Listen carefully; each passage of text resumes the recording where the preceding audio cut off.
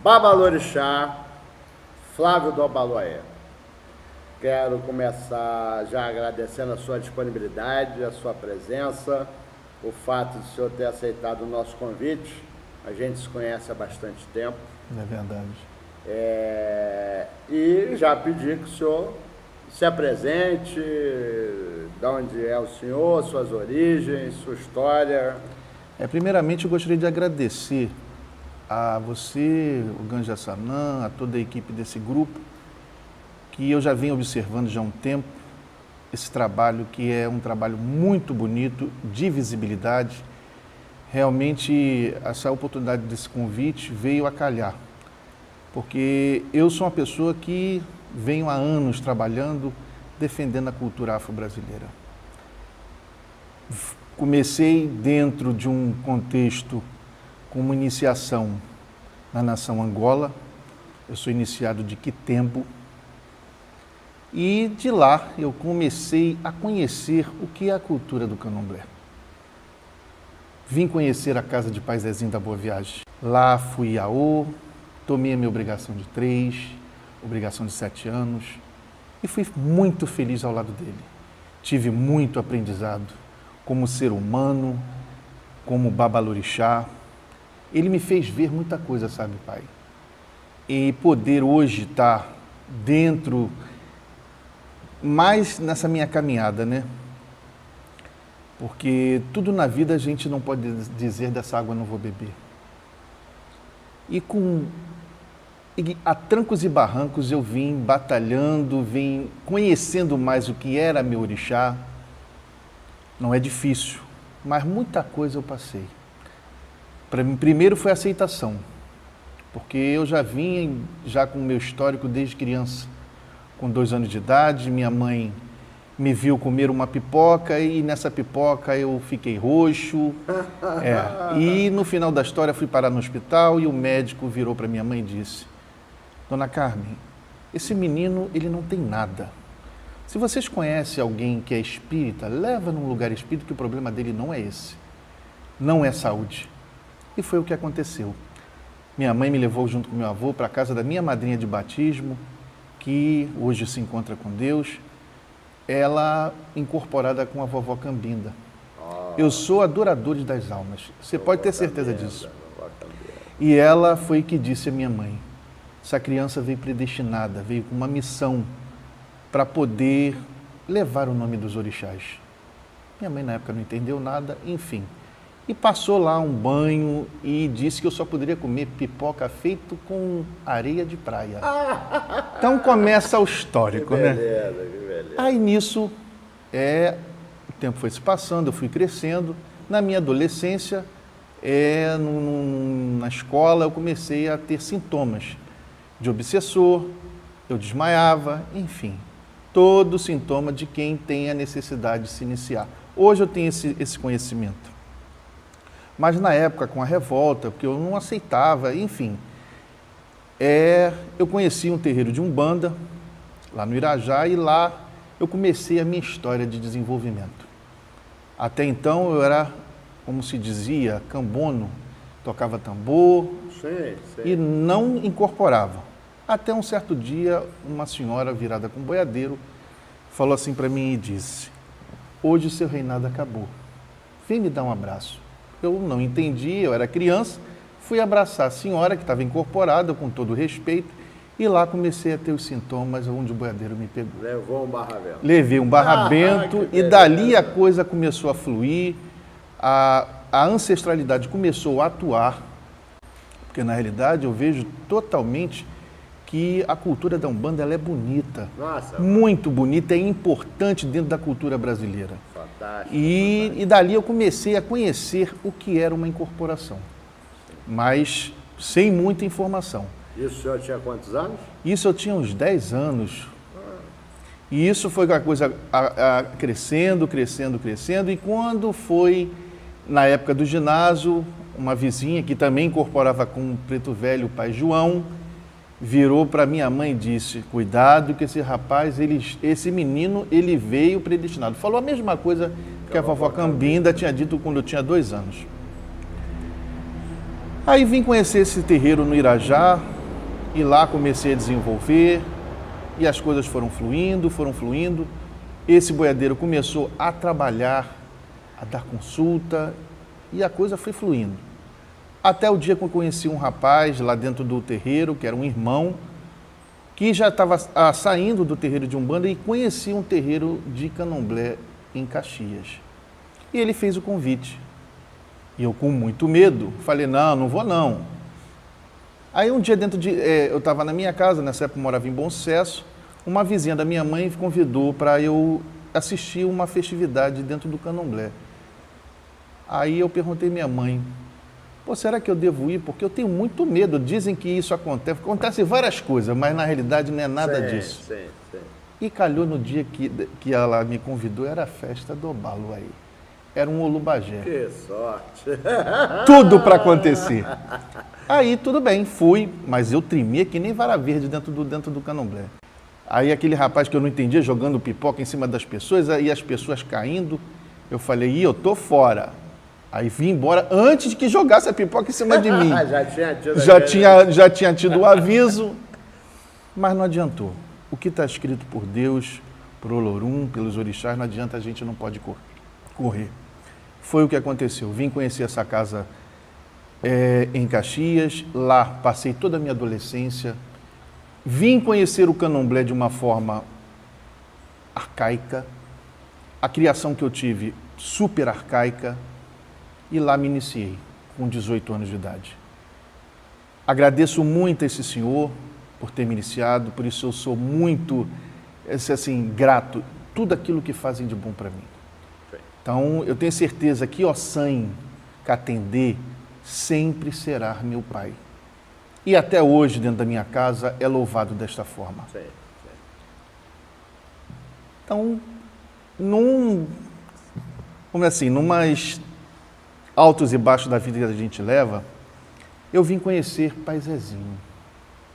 Mas antes conheci um grande irmão, foi que me deu incentivo e me ajudou muito. Tanto é que em minhas orações, em tudo que eu faço, até mesmo profissionalmente, foi ele que me lançou dentro do mundo do rádio. Que depois a gente vai falar sobre isso. Sim. Que o nome dele é Luiz Jagum. Então, era um grande comunicador e me ajudou, foi muito, como ajudou muitos irmãos. Vamos dizer a verdade, porque a verdade tem que ser dita. Sim. Então, lá, eu conheci Pai Zezinho e tomei as minhas obrigações como iniciado. Como a nação Gigi, ela não conhece, vamos dizer assim, eu digo de pessoas, o que importa é a mão ao coração. E eu não posso negar, a mão e o coração de Pai Zezinho foi muito bom para mim. Então ele cuidou de Obaloaiê, além de ter sido iniciado de Quitembo. Quitembo é o Inquice, rei da nação Angola, que todos sabem onde tem uma bandeira branca, é ali onde tem um encontro dele, é onde tem o culto dele. Mas como orixá, ou Inquice ou Vodum, ele aceita aonde é bem tratado, aonde tem um conhecimento. E eu não posso negar, fui bem aceito, e o orixá disse sim. Tudo aconteceu. Tomei meus 7 anos, no dia 27 de setembro de 1992, dia de Corme Damião. Vi a alegria do Pai Zezinho, que ele tinha o costume de dar o doce de Corme Damião, e à tarde foi o candomblé da minha saída. Até o então, antes da minha cuia sair, chovia que Deus dava. Isso o Pai Zezinho dizia: menino, a sua cabeça é de água. Porque depois que você saiu, parou a chuva. Então isso foi uma bênção que o orixá trouxe. E eu não posso negar tudo o que ele falou para mim, que é registrado. Sim. Na época, podia filmar. Está registrado isso. Ele dizia: meu filho, eu estou lhe dando o direito. Faça conforme você vê aqui. E assim eu fiz. Mas como o orixá, ele dá tempo ao tempo, as coisas foram crescendo, foram se evoluindo. Lá ele abriu minha casa, que foi no dia 8 de maio de 1900. Eu abri casa antes de tomar 7 anos. Mas o primeiro barco de Iaú que eu coloquei foi depois que eu tomei 7 anos. Sim. Porque eu não me via ainda Sim. com capacidade, até mesmo com conhecimento. Por mais que eu não queria, porque para a gente que é novo, a gente ainda tem muitas dúvidas. Sim, Eu ainda com a idade que eu tenho dúvidas, como qualquer ser humano tem. Sim. Não existe o perfeito, não existe o sabedor de tudo. O que acontece? Eu procurei o mais velho. E ele disse para mim, meu filho, você nasceu com essa missão. Eu tinha dúvida, o Jassanã. Acredito. E- Só quem não tem juízo é que não tem dúvida. Aí o que aconteceu? Eu fui procurar, não nego, procurei algumas senhoras dentro de Quito, até mesmo para poder, porque essa facilidade a gente tinha, mas sem desmerecer quem colocava a mão na nossa cabeça. Claro. Falecida mãe Regina Bamboche, eu sentei 3 vezes com ela. E nas 3 vezes ela disse, meu filho, eu deixo de ser Regina de Iemanjá. Você nasceu para ser Babalorixá. A sua missão é essa. Jassanã, segura essa manga que é tua. Sei. Eu relutei. Mas o orixá mostrou a mim, de várias formas, que a minha missão era essa. Então eu tive a humildade de me curvar e dizer dessa forma. Meu pai, se isso é para mim, da sua vontade, eu vou assumir. Então, esse ano eu completo 23 anos de casa aberta. Caramba. De sacerdócio, de alegria, de tristeza, de decepção, que todos têm, não existe esse que não tem. Sim. Mas sou feliz. Sou feliz porque, graças a Deus, eu fui abençoado pelo orixá e os orixás têm mostrado para mim qual é o meu caminho. Tá, minha história não para aí. Pai Zezinho, nas andanças, sempre viajando e eu tendo dificuldades, mas não desmerecendo ele de modo algum. Sim, claro. Houve uma situação, a relação a meu santo, a orixá tempo, que isso é bem claro. Dito até por senhoras, até como mãe Regina, dizia, enquanto não ver esse inquice, as coisas não vão chegar no denominador comum.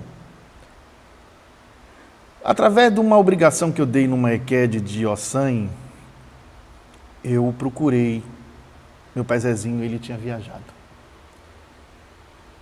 Tinha os afazeres, então eu, para não deixar a pessoa que estava de férias para fazer obrigação, peguei o telefone e liguei para Mãe Beata, aonde essa senhora me acolheu e disse assim, sem interesse nenhum, meu filho, vem cá. Eu estava na adulta e parti para a casa dela. Aí eu expliquei, mãe, eu tô com uma situação dessa, eu liguei para o meu pai Zezinho, mas meu pai Zezinho viajou. Meu filho, deixe o prego que o martelo chama. É assim que é o ditado que ela fala. E eu aprendi com isso.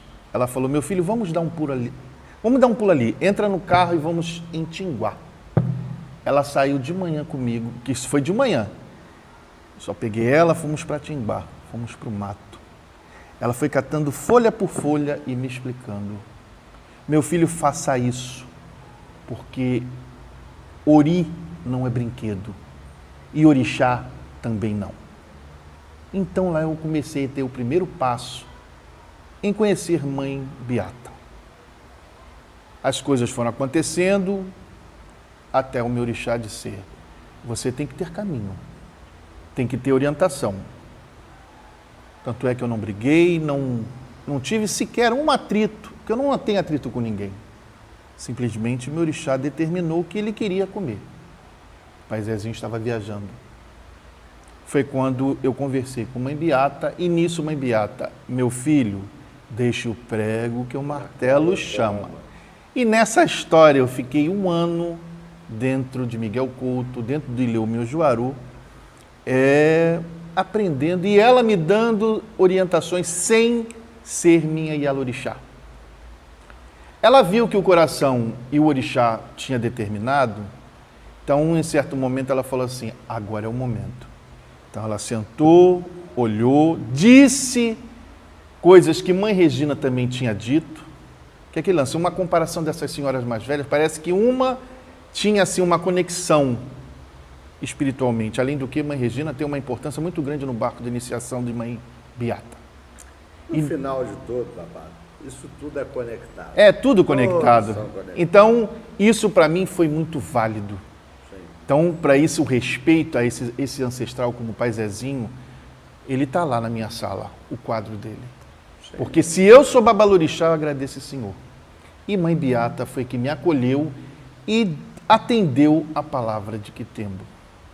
Mesmo ela dizendo, meu filho, eu não conheço nada de Angola, mas ele não vai deixar de ser feito o que tem que ser feito.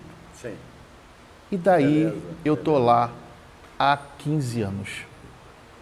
Tomei a obrigação com ela e estou feliz. E graças a Deus, ao povo que hoje, a minha casa, que se reside em Sepitiba, que se chama Ileolorofibô, que o significado é a casa do Senhor dos Segredos de Oxóssi, aonde eu vim descobrir uma outra glória que eu obtive também. Oxóssi tomou minha cabeça. Porque dentro do axé nós damos esse reconhecimento. Até então eu não tinha sequer esse saber e até mesmo o conhecer dentro de mim. Sim. Nisso, no jogo, no início, antes de tomar a obrigação, Mãe Regina, Mãe Beata tinha dito a mesma coisa. Meu filho, você é desse inquice, mas esse orixá também pertence a seu ori. E eu, humildemente, na minha pouca sabedoria, fui deixando as coisas acontecer. E como aconteceu? No calendário, uma vez no ano, se dá satisfação a tempo. Ao Baluaê, porque não deixa de ser, Sim. e a casa também, como pertence ao Oxóssi, existe uma festa separada para ele. Essa é a minha história. Belíssima história. Eu já conheço desde a época que a gente era magro. Quando ele era magrinho. E tinha cabelo. E tenho também visto, além da sua trajetória como babalorixá, o seu desenvolvimento, a sua, digamos, incorporação numa série de projetos sociais, de projetos culturais, que são tão importantes, no meu ponto de vista, quanto a militância religiosa. Né? A nossa religião não está separada, não está apartada desses processos culturais e o reforço disso e as lutas que a gente tem travado ao redor disso, por esse reconhecimento, são tão importantes quanto, né? a militância religiosa. No que afinal, fora essa questão da rádio, que o senhor teve programa, mas no que o senhor hoje está enfornado, trabalhando efetivamente nesse campo? Na realidade, tudo começou através do rádio. Eu comecei com um trabalho nas emissoras comunitárias, onde depois abrangeu emissoras aí de alto porte, como Solimões, Mauá, Tropical, Metropolitana. E nisso foi crescendo a ideia de fazer um projeto. Mas antes desse projeto, eu lancei um desafio. Foi de criar uma instituição sem fins lucrativos. Essa instituição chamada Comunidade África Brasil, onde ela tem toda a proposta de defender as questões afro em todos os campos. E nisso eu conheci algumas pessoas e, na realidade, alguns conselhos que até hoje me prevalecem e soube alertar um pouco da minha trajetória. Foi quando eu lancei o programa Cultural África Brasil, que era uma ideia da própria instituição. Era de dar visibilidade aos projetos culturais e sociais do mundo afro. Então, ali eu trabalhei na Rádio Bandeirante, onde eu tive o apoio de várias personalidades dentro do mundo afro, até mesmo no mundo dos artistas, a nossa madrinha, a atriz Zezé Mota. E lá nós começamos esse trabalho fazendo um resgate de tudo que se fala de cultura afro-brasileira. E com isso, com esse meu portfólio, desse trabalho todo que eu fiz nas emissoras, defendendo a questão da discriminação, do preconceito, eu entrei num edital no Ministério da Cultura e vim ser nomeado um conselheiro do setorial de cultura afro-brasileira no setor no Ministério da Cultura, que vem a ser o CNPC, Conselho Nacional de Políticas Culturais, que em 2012 foi um marco muito grande para nós, que muitos de nós de comunidade de terreiro não têm esse conhecimento. Foi um marco histórico, Jaçanã, porque esse conselho ele foi constituído por mais de 15 membros e todos eles sendo da tradição religiosa de matriz africana. Legal, legal. Então, a nossa... Foi em 2012. Tanto é que o mandato terminou ano passado e nós estamos aí aguardando a nova gestão, que certamente foi em dezembro, eu tive em Brasília, que houve a última reunião do Conselho. E, na realidade, a nossa proposta é mais a construção de políticas públicas para as comunidades de terreiro. Então, eu pude expandir, conhecer pessoas, alinhavar certos projetos, como eu te falei em off, um projeto que eu tenho chamado Corim Axé, que é para dar visibilidade da linguística africana dentro da cultura brasileira, que é dentro da Lei 10.639. Porque nós somos de axé, mas temos que valorizar cada vez mais a nossa cultura. Então, com isso, eu me enganjei, caí de cabeça, estou aí disponível para parcerias, enfim. Tanto é que eu, ultimamente, quem sabe do meu trabalho, que eu disponho muito na rede, Flávio Costa, tem lá uma página pública que eu coloquei, que eu criei, e a minha particular, mostrando todo esse meu caminhar dentro do mundo aí afro, mas não é só religioso. Sim. E, na realidade, isso é importante que as pessoas entendam, não desmerecendo, pelo contrário, acho que é mais dando força para quem está no meio, abrir mais a mente, procurar ser mais ouvinte e saber mudar também certos hábitos. Porque, na realidade, politicamente, você sabe muito bem, e a você que está vendo esse vídeo vai entender, nós estamos cada vez sendo oprimidos. Estamos apertados e daqui a pouco nós vamos voltar ao tempo dos nossos ancestrais aí. Vamos ser proibidos a cultuar nossos orixás. Eu acho que isso é um debate. Sim. Né? É um debate que merece ser debatido. Eu já, há 2 anos atrás, eu tentei fazer essa discussão com várias cabeças, com vários segmentos dentro do mundo afro, como o senhor diz, e não consegui. Mas eu acho que em algum momento a gente vai conseguir estabelecer, se Deus quiser, com certeza, essa discussão. Mas a prática e o fato, sem ser alarmista, sim, é que nós estamos perdendo espaços muito significativos, sim, não só como religiosos, mas como cidadão também. Como cidadão também. Essa última eleição foi um processo extremamente conservador, né?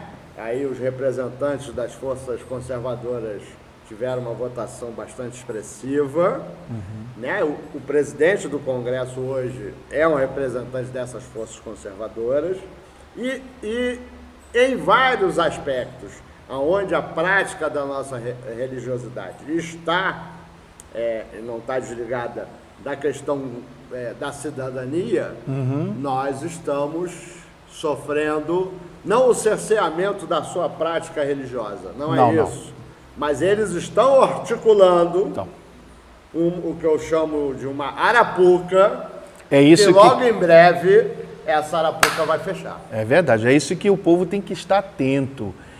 Quer ver, nessa minha caminhada no Conselho, eu participei numa plenária, aonde que eu digo, a gente tem que puxar sempre a sardinha para o nosso lado.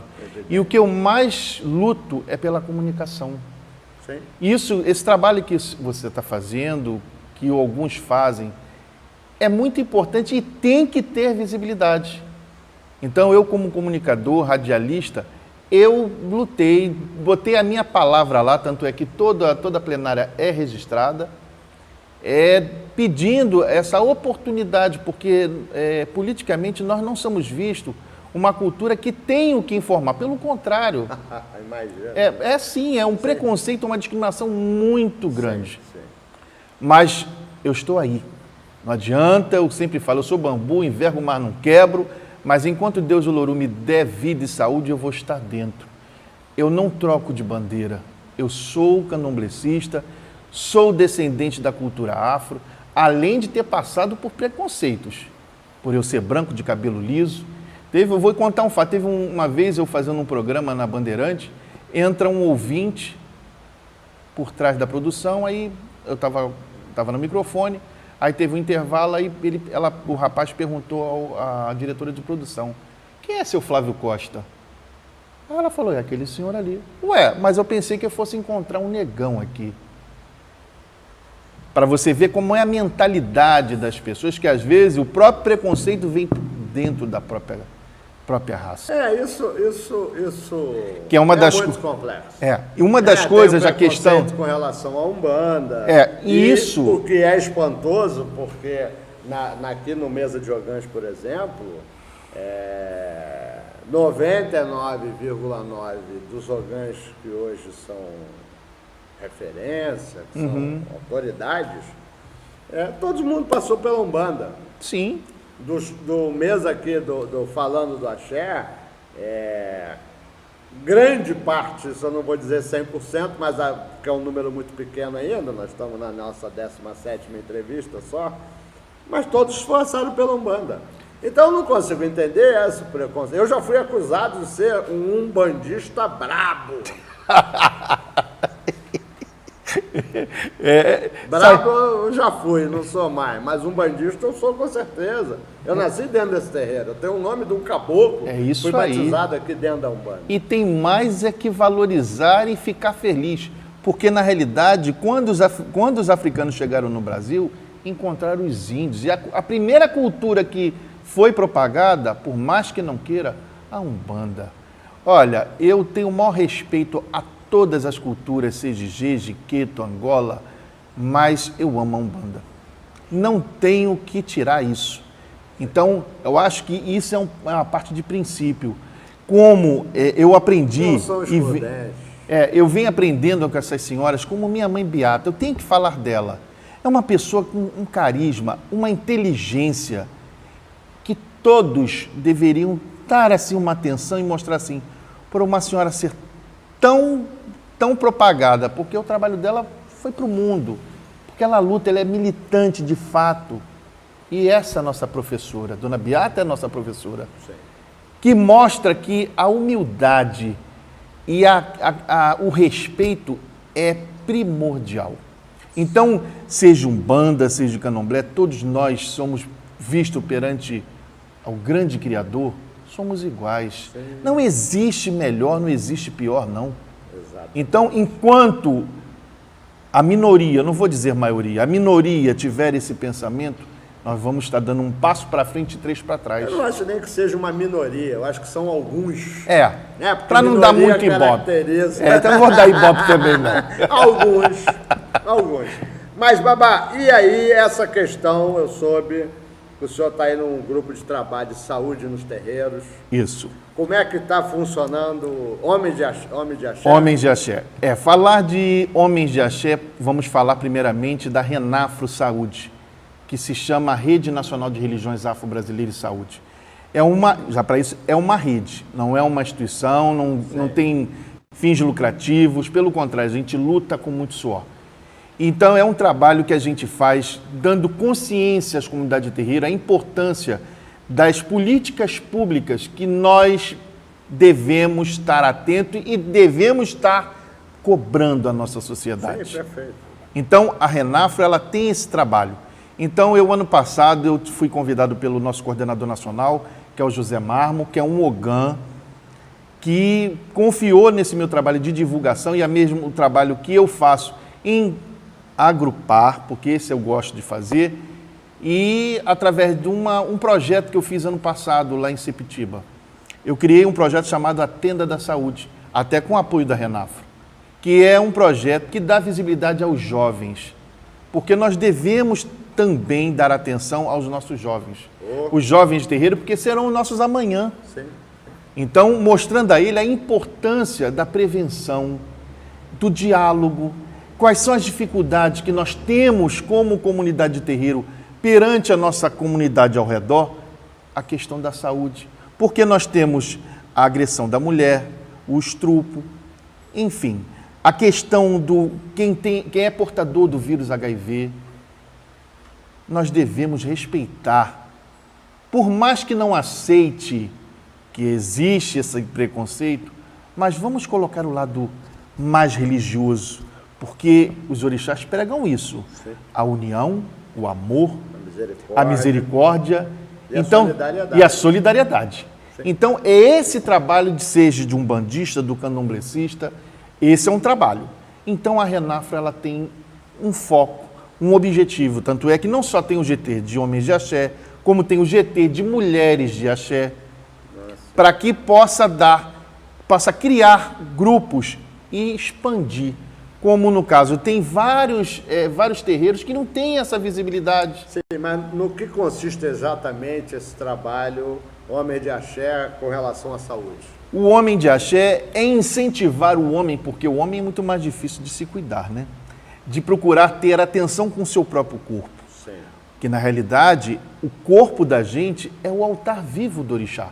Então, nós procuramos dar essa visibilidade, criar essa mentalidade para os homens de axé que devemos nos prevenir. Existem várias doenças no homem que, se ele não procurar se prevenir, a coisa acontece. Sim. Câncer de próstata, a hipertensão, Sim. a tuberculose, Sim.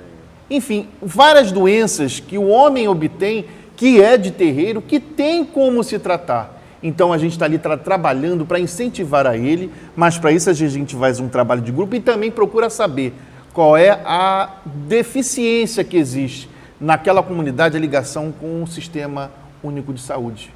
Perfeito. Por isso, a Renafra, ela batalha muito com a parceria com o Ministério da Saúde. Perfeito. Então, nós fazemos rodas de conversa, nós começamos, já tivemos a reunião que traçamos metas para 2015.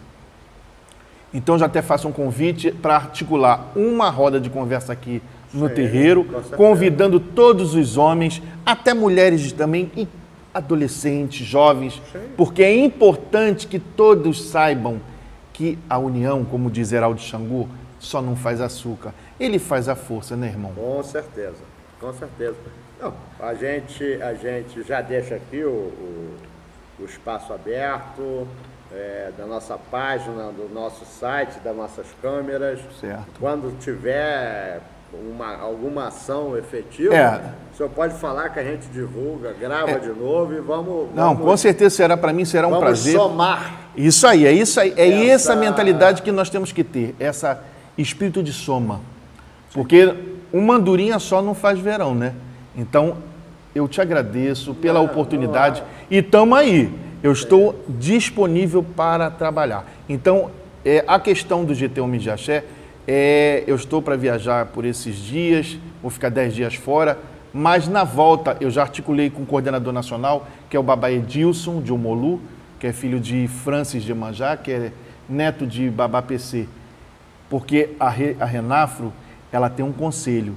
E o conselho é constituído por esses mais velhos, como Mãe Beata, Mãe Meninazinha. Nós vamos ter um encontro agora, dia 7 de março, na casa de Mãe Meninazinha, um encontro com mulheres de axé. Ah, legal. Então, você já fica convidado.